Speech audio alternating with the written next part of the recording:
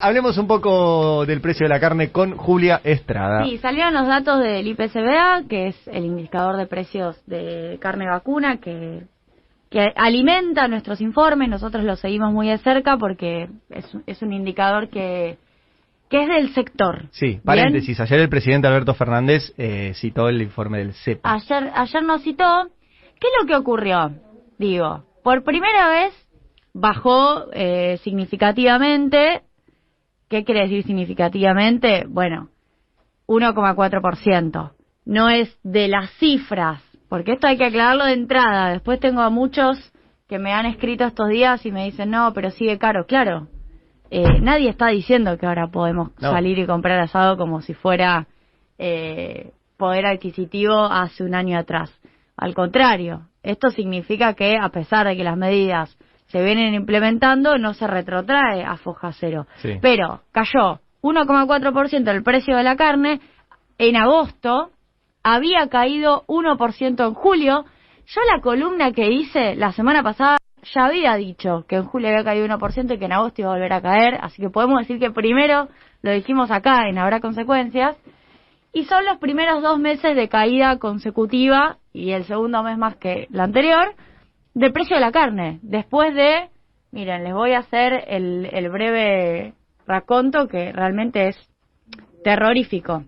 Arrancó fuerte a fin del año pasado, tuvimos, por ejemplo, de julio del 2020, 2,1 en julio del 2020, 2,5 en agosto, 2,8 en septiembre del 2020, octubre 1,1, noviembre del año pasado 7,7%, diciembre del año pasado 20,2%, el mismo indicador, Enero del 21, 6,3%. Estoy hablando del precio de la carne, vacuna.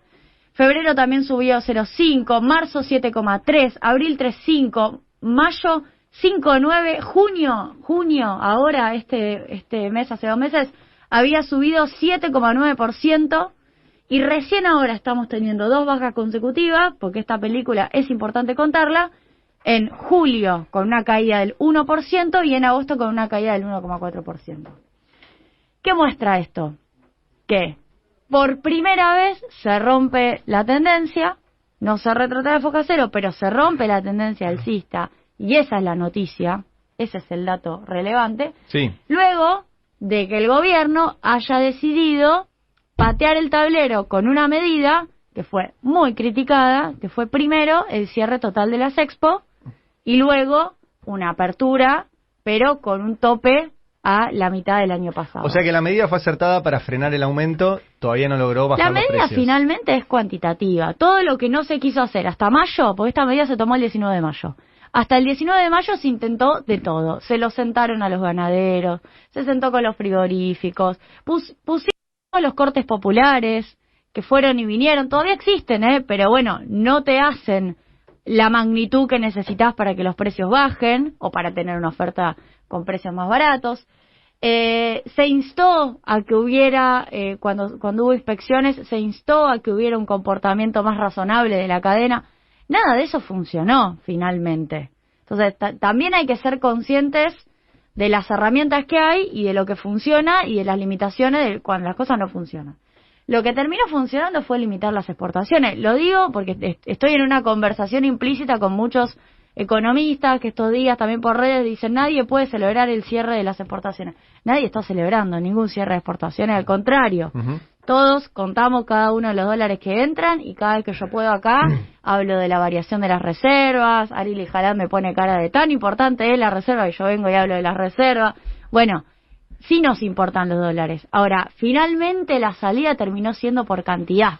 ¿Por qué? Porque tampoco hubo una modificación vía retenciones, esto hay que decirlo, por ejemplo, de lo que es el precio del maíz, considerando que el precio del maíz podría haber servido, si se lo desenganchaba del precio internacional, para poder ser una referencia más baja y más controlada para el feedlot, que es la última etapa del engorde de la vaca, que es el que finalmente forma precio, y es el que forma precio asociado al valor del maíz.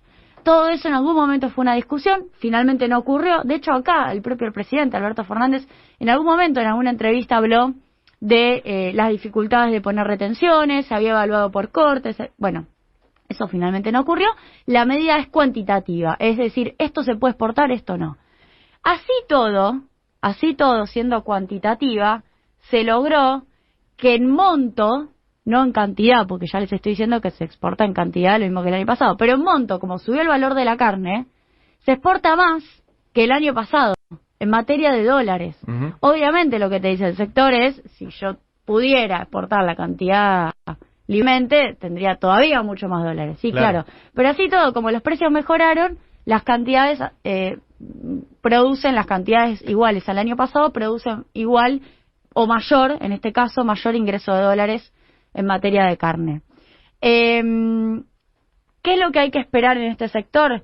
Bueno, la carne de mostrador debería seguir bajando, porque una de las cosas que nosotros venimos detectando es que el precio en Hacienda, que es lo que yo comenté en la columna de la semana pasada, está bajando, y está bajando antes que la carne de mostrador. El precio en Hacienda es el ganado vivo antes de ser faenado. Ese es el valor que nos importa, porque después es muy difícil, digo, si no nos peleamos con la carnicería, y la verdad que la carnicería recibe un valor formado en otro lado, fundamentalmente en Liniers.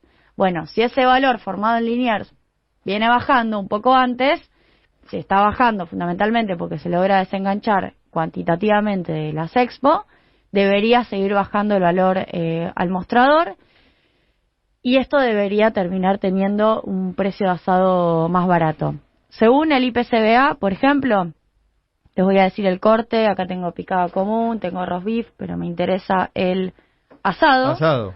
695 con 22 era el precio por kilo a julio, y ahora está en 675 con 43. Y era de, por ejemplo, 700 pesos en junio.